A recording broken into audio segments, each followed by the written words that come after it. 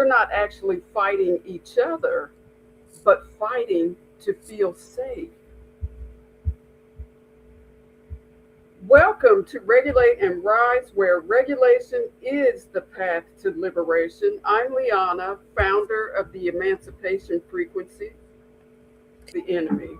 What if two nervous systems are simply trying to find safety at the same time, using completely different strategies? Mhm. So, today we're going to explore how to recognize what's happening and interrupt the cycle and learn how to regulate together instead of reacting apart. Mhm. So let's get into it, Tracy. Are we fighting or are our nervous systems fighting? Let's ask that question. So, what actually happens in the nervous system when something happens between two people who love each other Mhm. and suddenly they're reacting in ways that don't feel like themselves? Well, as you said, something happens as something happens in every relationship we have. There's always going to be conflict, change, something that's going to happen that's going to dysregulate you. So when that happens, each person in the relationship will interpret it based on their background, their experiences, whether or not they've been through any kind of trauma or not.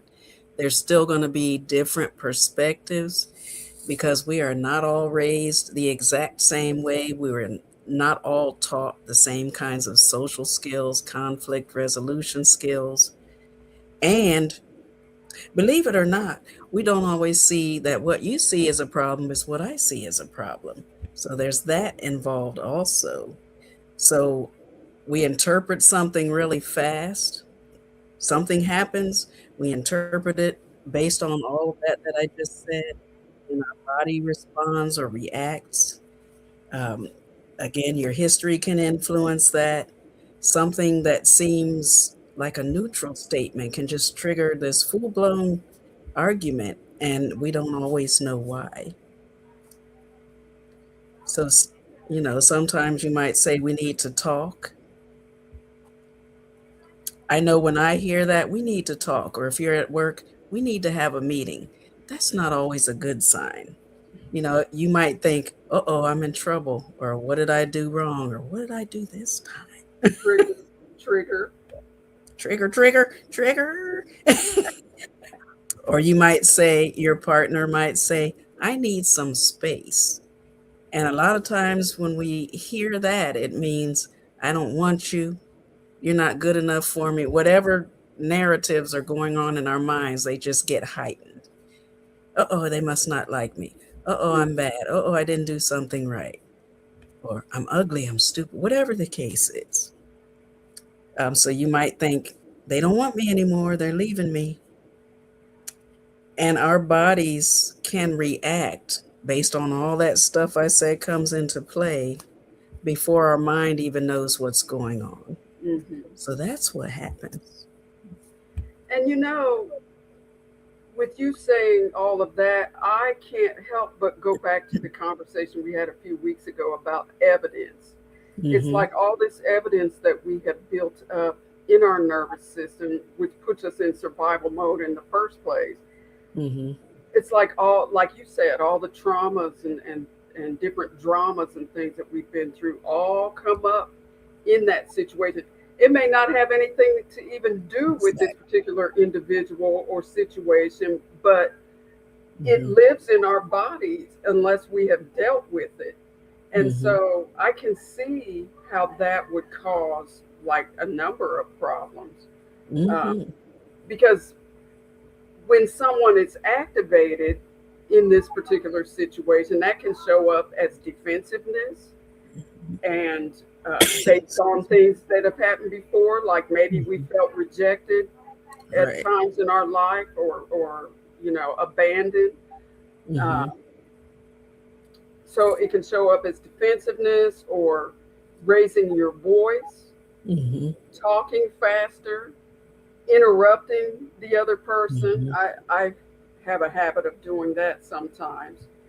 Uh, Demanding answers, walking away, shutting down, maybe even crying or sarcasm, Mm-hmm. people pleasing, stopping listening altogether. And Mm-hmm. as I have gone through those, I'm like, I see myself at times in my life having Mm-hmm. gone through each one of those things based on Mm-hmm. my own personal traumas. Right. Um, so, what does relational activation actually look like from a somatic perspective? Those sound like huge words. So, Mm-hmm. kind of break it down to us in Mm-hmm. a layman's terms. So basically, what are our two bodies doing in this relationship when something happens and it triggers something and we respond how we respond? So, what are our bodies doing? What kind of space are we using up? What facial expressions are we making? What postures do we have? What gestures are we doing? How are we breathing? What's our voice volume? What's our tone of voice? What's our attitude? All of that goes into somatics, the nonverbals, the body language. What is happening in this space between us that's causing behavioral activation? Mm-hmm. So, for example, defensiveness can look many different ways. It can look like I'm going to leave the room without saying anything. I'm just walking off in a huff. Or I'm going to scream and yell at you. That's a way to defend yourself, to keep people from bothering you. That's like a boundary. I can't tell you get away from me, but I'm going to yell at you because I know you're going to leave. So raising your voice, screaming, cussing, making hand gestures we shouldn't make, uh, that are offensive to other people or the person we're with, that tells us we're not respecting you right now in this space. Posture can be turning your back on someone. I'm not even going to listen anymore. Even adults I've seen go, I'm not listening. These are just different examples. Interrupting. I can't wait. My impulsivity can't wait. I have to get all of this out. So I'm talking fast and I'm not going to stop. I'm going to talk over you. Those are somatic responses to what it looks like behaviorally in activation. Mm-hmm. And the crying and the what do you want me to do? What you say also plays into that. What it looks like when your behavior in your relationship is activated in that space where something happened and I'm reacting to it.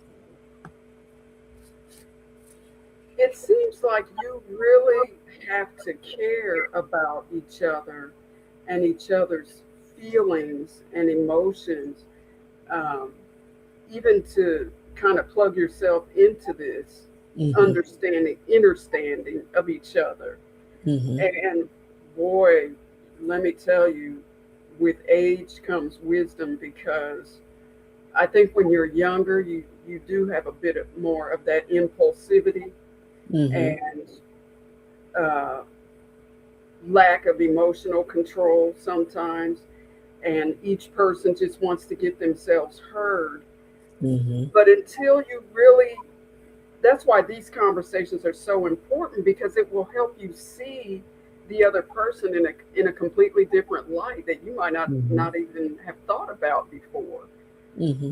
And it's extremely important to be able to see each other, to Mm-hmm. feel seen.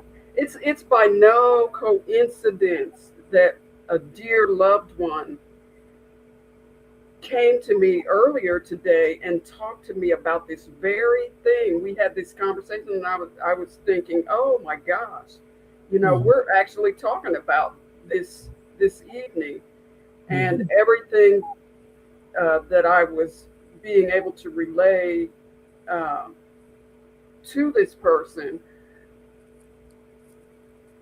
was so valuable, and I could tell by the response I was getting. And so, yes, I did send the link for this person to check this out later. But anyway, with age comes wisdom. You know, if you learn a different way, you can learn to be a different way and to see the other person in a different way. Mhm. And so let's ask the audience, which response do you recognize most in yourself? Mhm. Are you the fighter? Are you the one that wants to dive right in and just, go for the jugular and you know, wreak havoc? Or are you the one that pulls away? The one that, has to get Mhm. away when things get too intense? Mhm. Are you the one that freezes? Do you just kind of not know what to say and you kind of shut down? Mhm. Does that sound like you? Or do you fawn? Do you people please and make and without actually that causes a bit of self-abandonment when you people please because you're putting your boundaries and needs to the side for the other person, you know, and that creates resentment and all kinds of things. So, what do you see most in yourself? And know this, your partner's nervous system response might be information, not rejection. Mhm. Look for the information. That's how you can learn how to deal with this differently.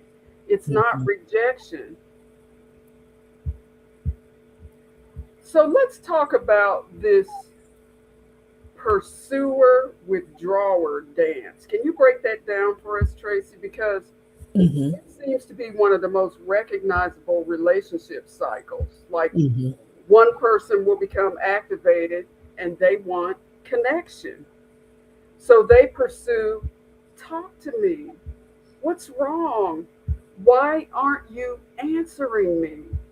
Mhm. And then the other person becomes activated and they might feel a bit overwhelmed, so they withdraw and pull away. Mhm.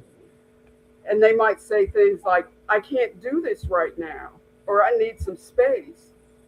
And then that's where that whole cycle begins. Mhm.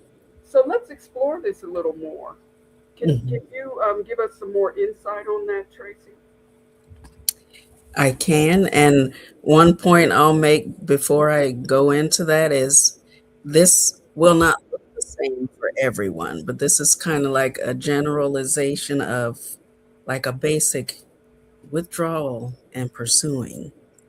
So if you're really into someone and you're in a relationship and something comes up and you want a response from that person, you want to work it out, you want to know what's going on, if they withdraw, that can feel like abandonment.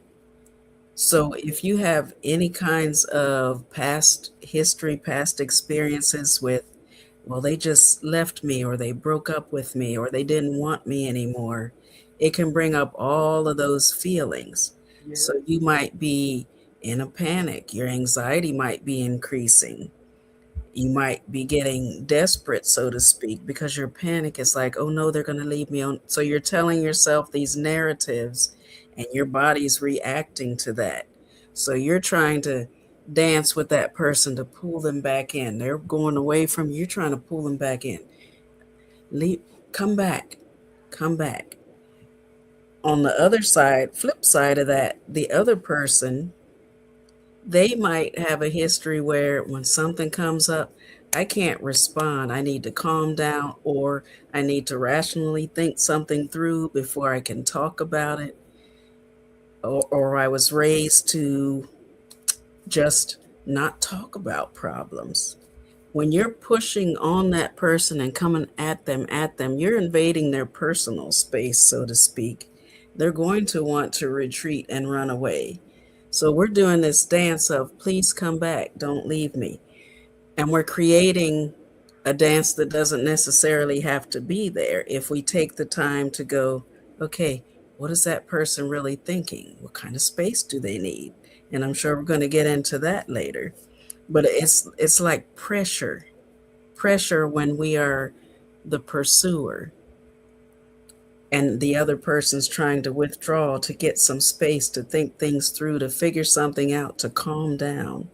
That creates a lot of pressure, which makes the withdrawal even more. And if we keep pursuing them, when you're matching someone's energy, it can explode. It can turn into a big fight that it never had to be, an argument that it never had to be. Or it could lead to, I don't want to be bothered with you anymore because you don't know how to stop and give me my space. So the more you pursue, the more that other person's going to retreat and withdraw. I think a lot of times that's challenging. It Uh, is challenging. and human nature makes us want to label those, like the one that is pursuing, Hmm. needy, Right. and then the one that is pulling away, cold. Why do we so quickly label people like that? Because we it's almost like human nature to see it in that generalization, that type of, Hmm. general uh, insight, but it's much deeper than that. It's really like conditioned, societal conditioning makes us generalize Hmm. because we are raised, if somebody does XYZ, they're needy. You don't want Yeah, that person. They're always talking about their feelings. That doesn't mean you're needy. It means I need to talk about my feelings, but it doesn't mean you're needy in a negative sense. exactly. Or cold. The other person, we got to take people's histories into account. How were you raised? Uh, what were the social norms in your family environment, in your community environment, in your culture, in your race? We got to take all of that into consideration, because just because someone shows you how they react to something or they don't want to be bothered at the moment, it doesn't mean they're cold. Sometimes they don't know how to even identify what they're feeling. And if they can't identify what they're feeling, how are they going to know what you're feeling? Hmm. They don't, sometimes it's like a freeze response. I don't know what to say. I don't know what to do.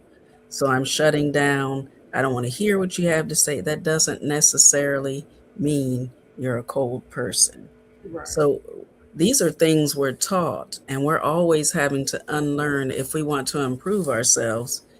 Learn and then unlearn. Why am I doing this? What happened?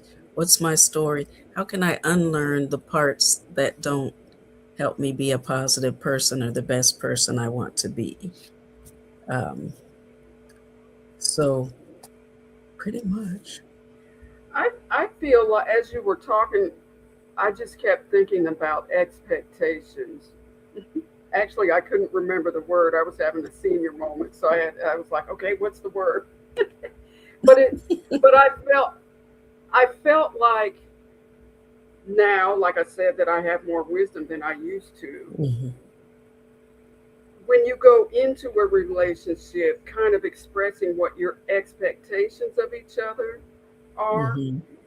is critical, because like when we have conversations, can we agree to, whatever your stipulations are? uh, you know Honest, clear, freaking communication is a beautiful thing, and that's what this is all about. Because if you're Hmm. this is different ways of communicating, so you're not creating chaos every time you have disagreements. Hmm. And I think it's critical to explore what your expectations are. A Hmm. lot of times people get mad when you say it's like having a boundary, Hmm. but it's like if you don't express to each other, you know, how you feel about certain things, how you communicate, how you personally communicate, and what you feel is acceptable and what's not, Hmm. and then you can either agree to disagree or make some compromises. I just think that's Hmm. extremely important. And there are a lot of unspoken expectations Yes. that don't even come up in relationships until something happens and you do something. Well, they were supposed to act this way, or I Hmm. expected them to do this, but it may not ever have been anything you've ever discussed. True. You know, It's not things come perfect. up Yeah. and then And you it's need to discuss them. You know, why did you right. do that? Um, It's is definitely not a perfect science, that's for sure. no, it Um, can be situational, yeah. etc., on and on. Yeah. Okay, so can the same person become the pursuer in one relationship and the withdrawer in another? That's interesting. Yes, it can be in the same relationship depending on what topic comes up, what trigger, Hmm. what situation. But yes, you could be withdrawing in one relationship. I don't want to talk about it. If you're with another group of people, say your friends or your kids, you could feel more comfortable, more confident in yourself. So you're not the withdrawer, you might be the pursuer. I need you to talk about this. And that all relates back to what's important to me. What are my values? What are my expectations? What happened? You know, how did I grow up? We don't think about all these things. No. Um, but those all affect what makes us feel safe. When I'm withdrawing, I'm trying to create safety for myself so I don't explode, so that I don't go off on you when you keep coming after me. When we're pursuing, we're trying to create that safety. We don't want you to leave us. We don't want to feel alone or abandoned.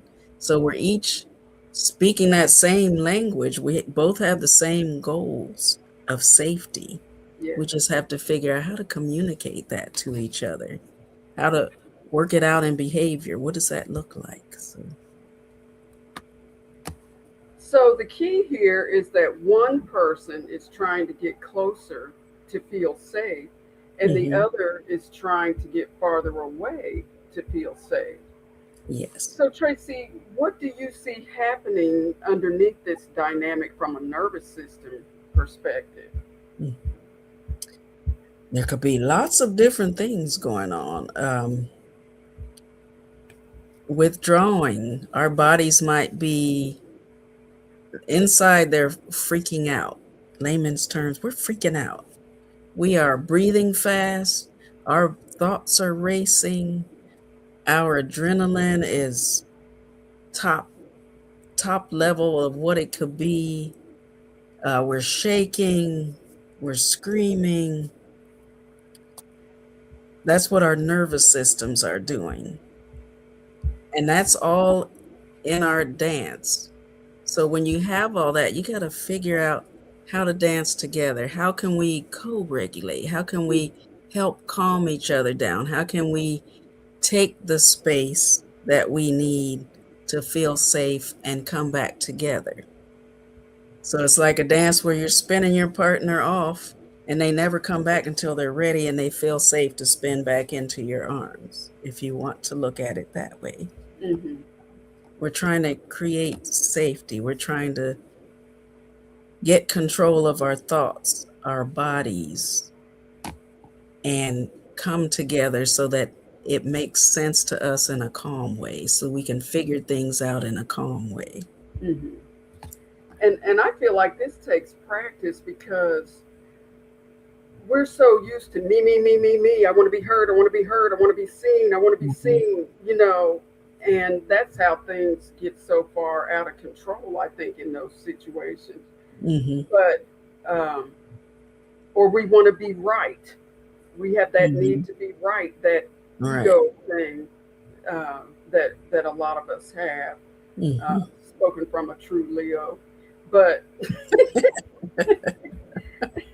not all the time. But Well, it's woo, you really have to stop. I think if you stop and breathe, and sometimes you can see it right in the middle of it. It's like, oh my God, mhm, this is what's happening, and we need to get control of this situation so that we can kind of temper our tempers in mhm. this, because a whole lot of things can happen in the midst of that. So I think we need to stop asking who's right. So basically we're shifting from who's right Mhm. to what's happening between us. That's how we Mhm. start breaking this down into how can we see each other in a different way, in a more Mhm. enlightened way, Mhm. and how can we do this when we have disagreements. Mhm. So we're kind of moving from me versus you into the us Mhm. versus the cycle, the cycle that nervous system dysregulation causes. So the cycle is the problem instead of you're always shutting down. Mhm. Try this instead. We're getting caught in that pursue and withdraw cycle again. Mhm. Although, is there an easier way to say that? I'm Is sure there is. Let me think. Um, you're. Let me think. Getting caught in the pursue and withdrawal cycle again. Yes, maybe you because we don't talk like that. Excuse me, exactly. honey. We're getting You know, caught in the pursue and withdraw you know, again. our communication is off again. It seems like you want to talk and I'm not ready to talk. That's another way to put it. Okay. And instead of you never listen, Mm-hmm. try this. I'm noticing I'm getting activated and starting to feel like I have to fight to be heard. Mm-hmm. And instead of you're too needy, try this. I think we're both feeling unsafe right now and we're responding differently. Mm-hmm. Of course, you can kind of make up your own thing, but those are just Mm-hmm. examples of Mm-hmm. like from the technical way of doing it, but you pretty much understand how to the words are important that you need to use in those different situations. Mm-hmm.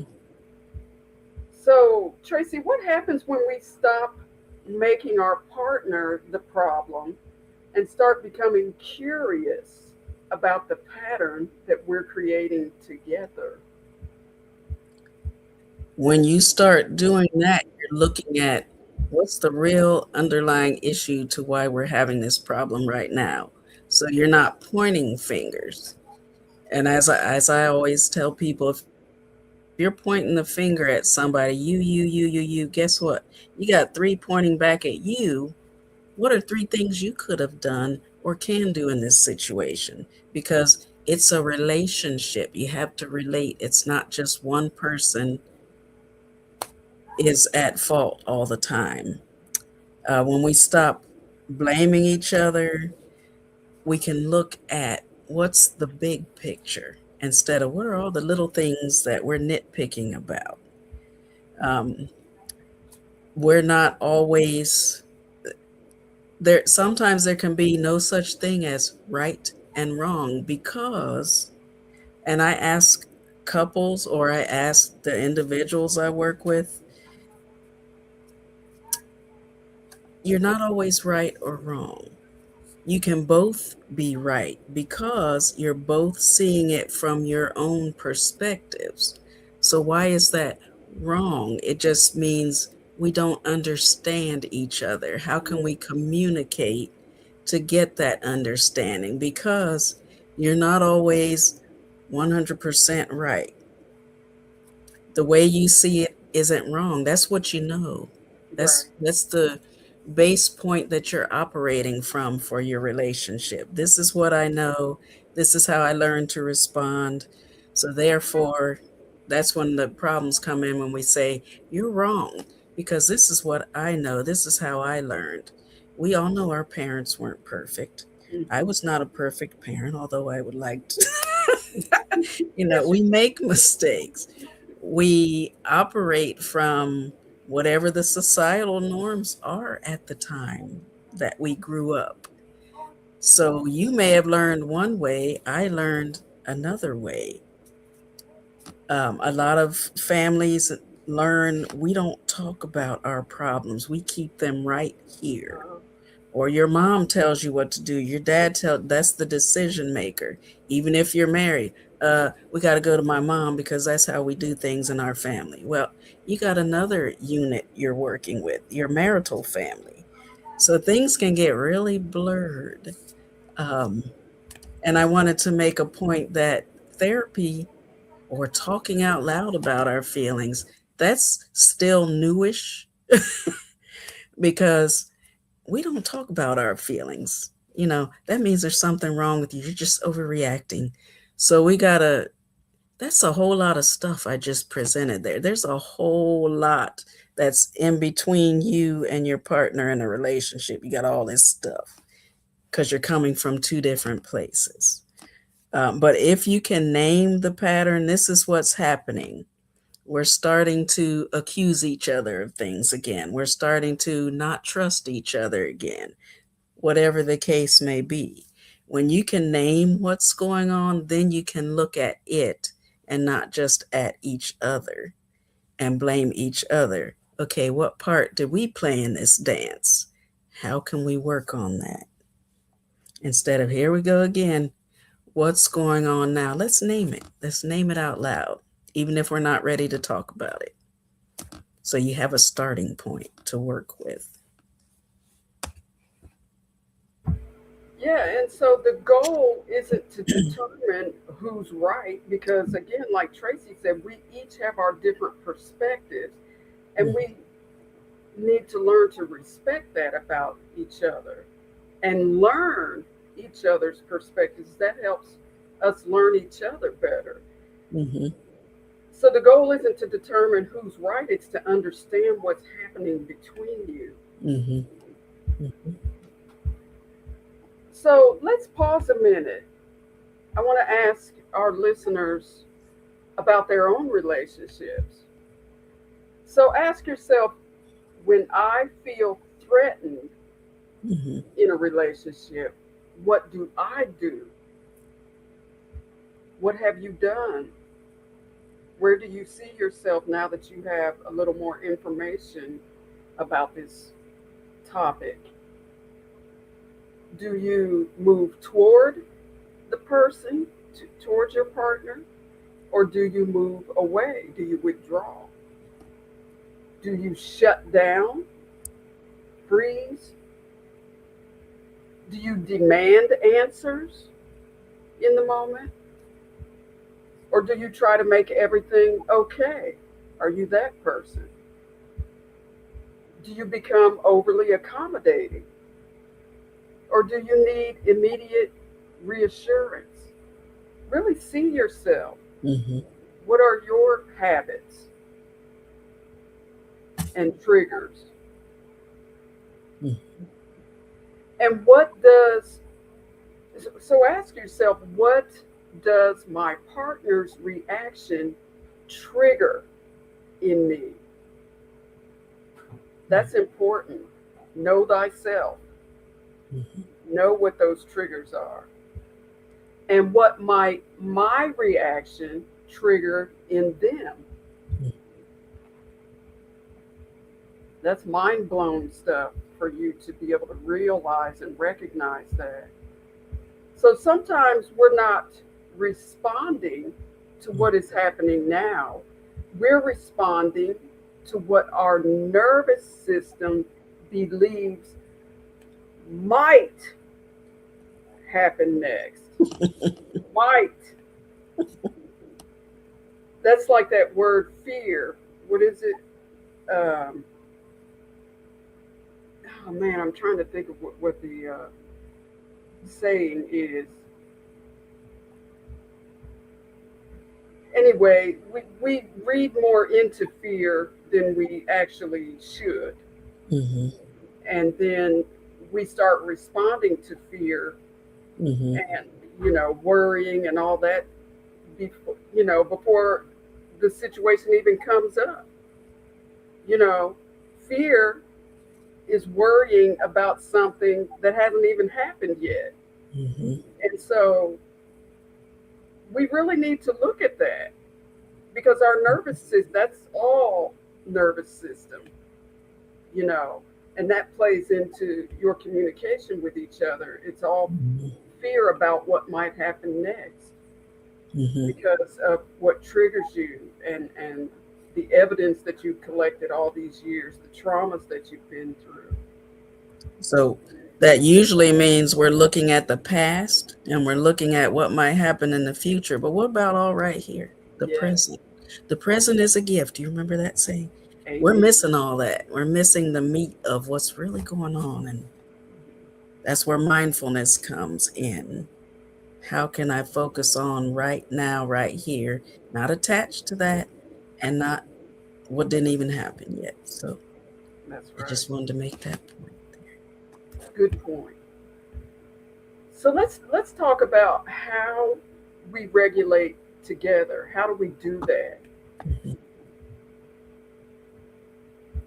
So we're going to move from understanding the cycle into practical Mhm. possibilities for each other.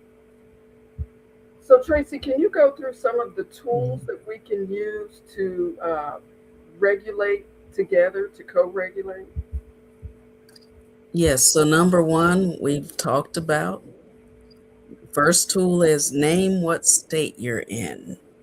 Instead of explaining, defending, blaming, just recognize and acknowledge what state am I in? I'm getting activated, I'm getting upset. Activated means what am I feeling? What am I doing? What is my body doing? What's my energy level? Am I shutting down? Am I getting a lot of energy and wanting to scream and yell and pursue? So acknowledge what state you're in. I'm getting activated. My nervous system, I'm overwhelmed right now. I don't know what to do with everything that came up in me because of what just happened. I'm having a hard time staying present because I'm wanting to blame. I'm wanting to point fingers. I'm wanting to defend myself or explain because you're just wrong and you don't get it. So Mm-hmm. just name where you are in that moment. What am I feeling, thinking, doing? And just naming it. You don't have to do anything with it. Um, Another step, another tool would be create a pause without abandoning. So you've already named, this is where I am right now. This is what's happening in me. I can't talk about it. I don't want to talk about it, or we need to talk about it right now. I'm getting activated.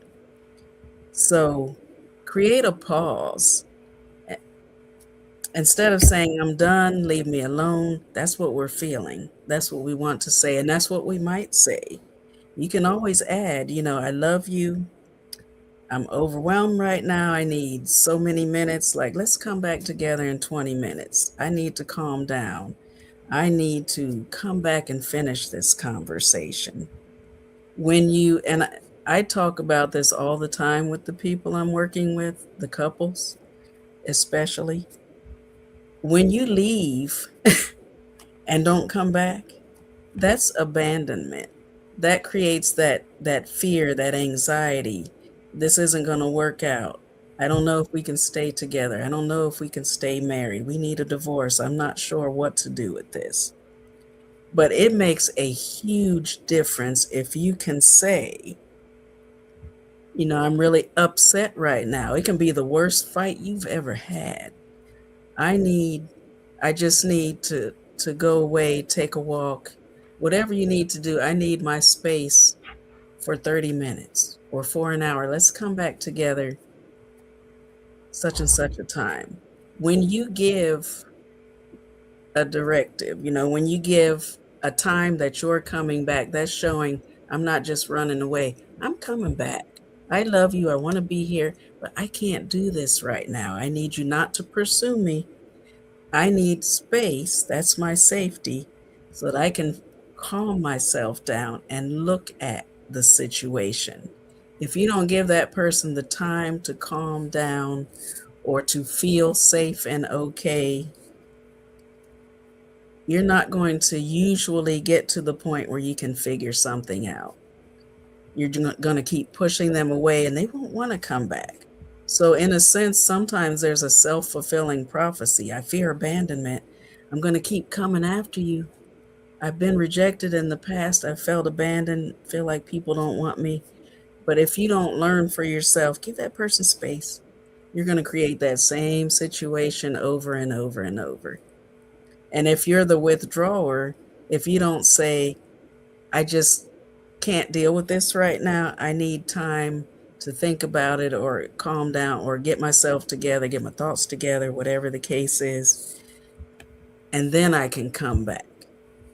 You got to be able to say that, to let that person know I'm not abandoning you. I do want to be a part of this relationship, but you need to give me space. That's called the dance of separateness. That's a real thing.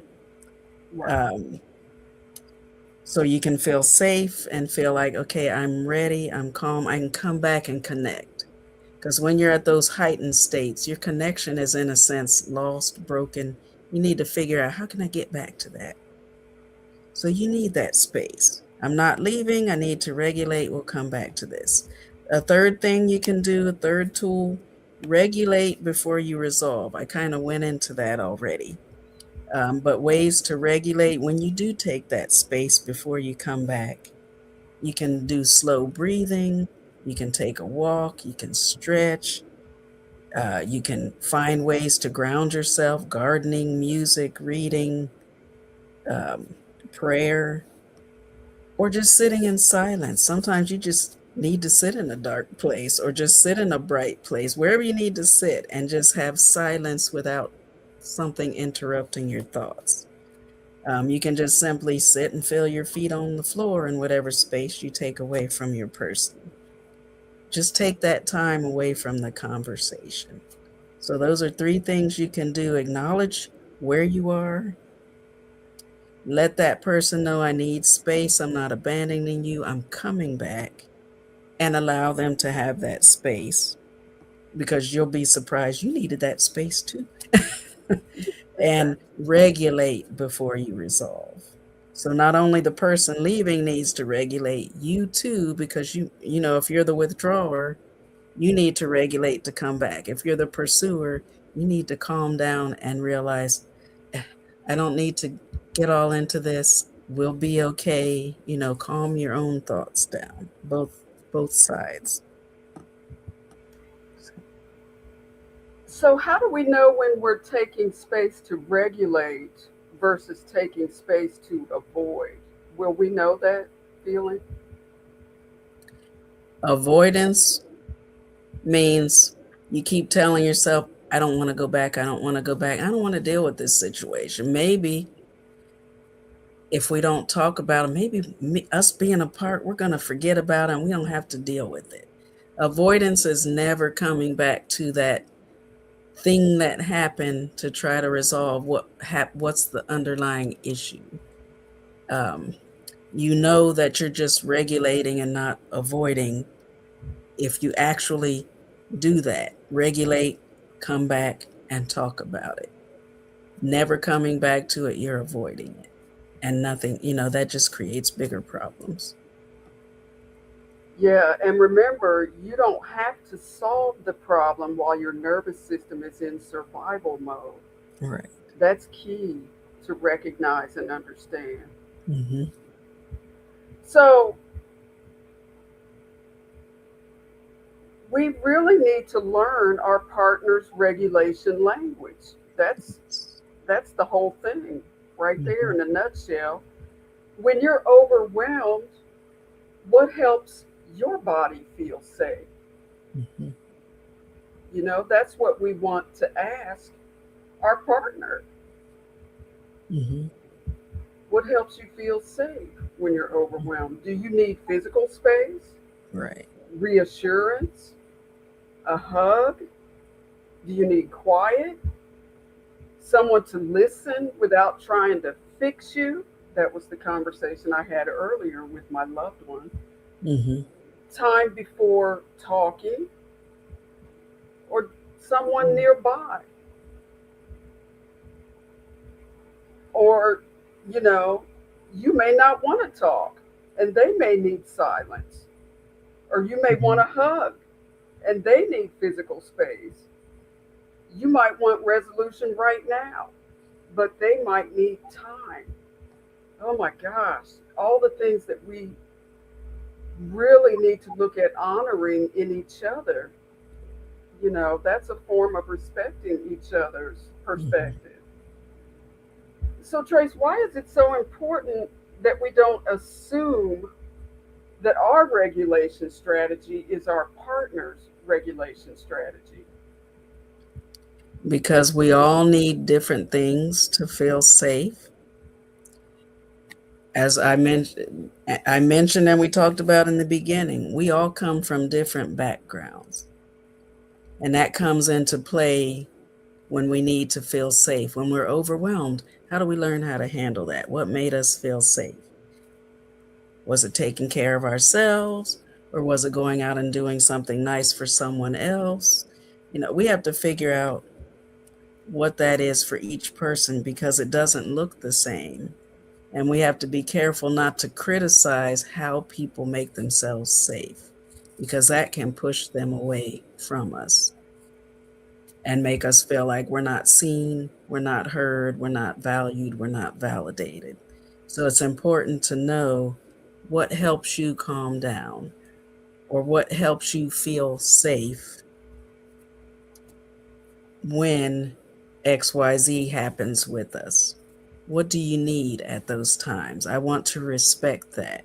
And Hmm. I need you to respect what helps me feel safe. So we understand. It's how do we understand each other and give each other that time to feel safe.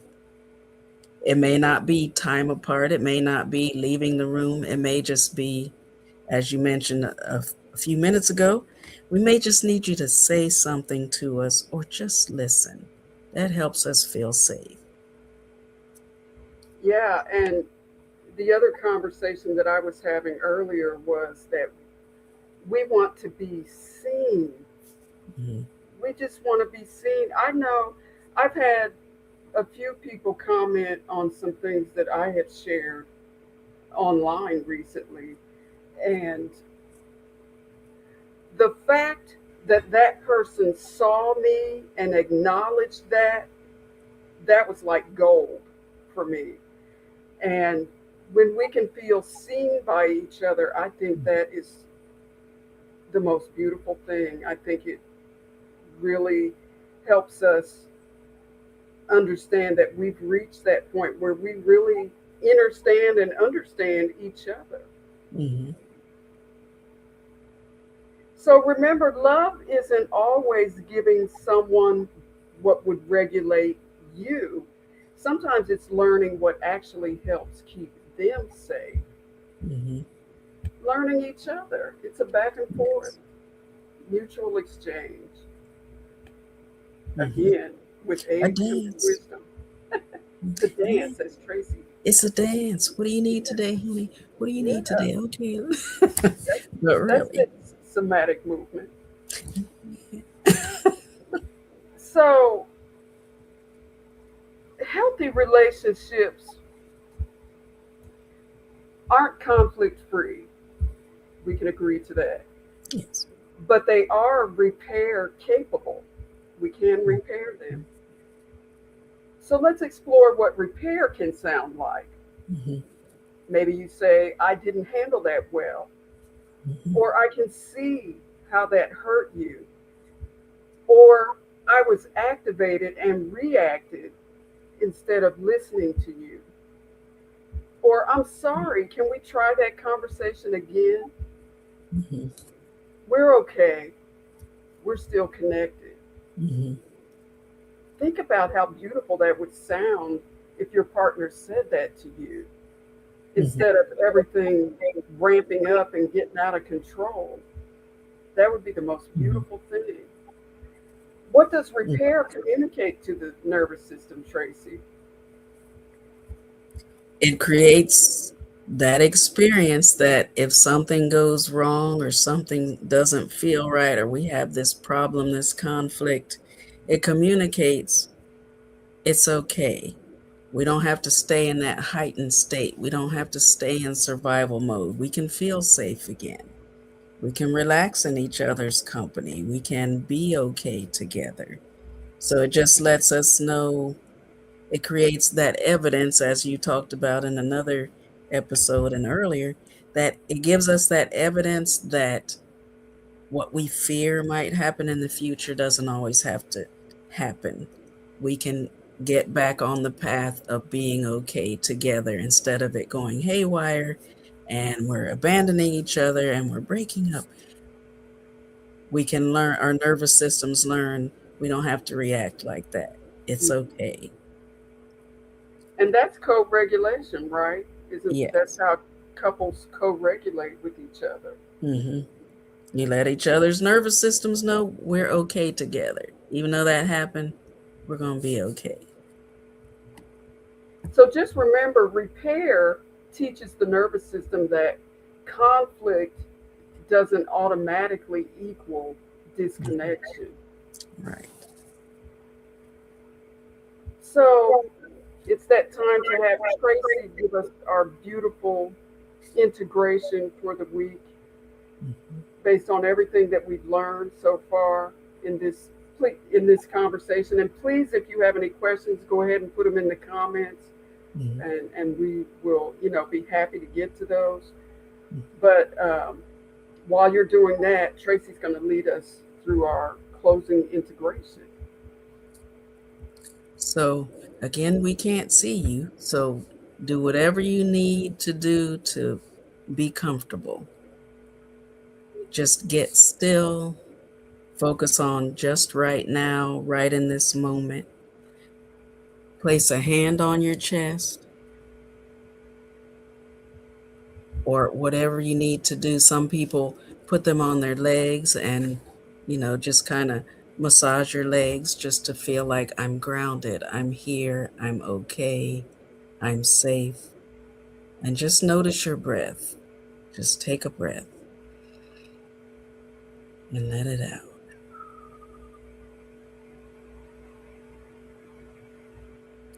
And do that one more time if you feel the need to take a deep breath. Take another deep breath.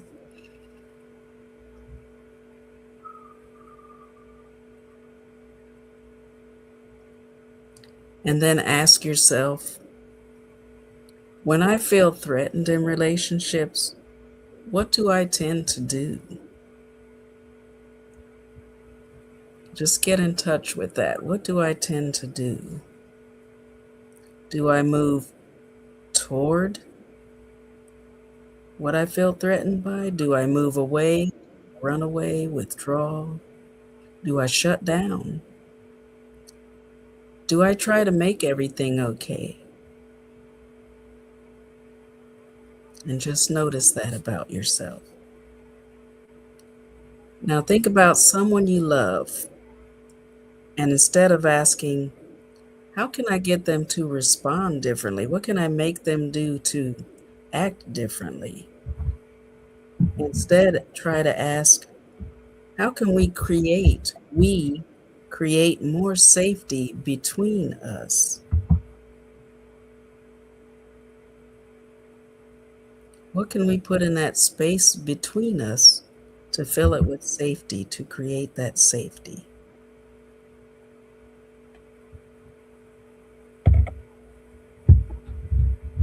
And it doesn't mean you have to be completely calm.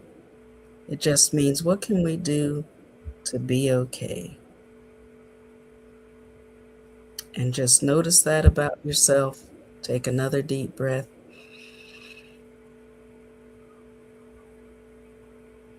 and just remember that and notice.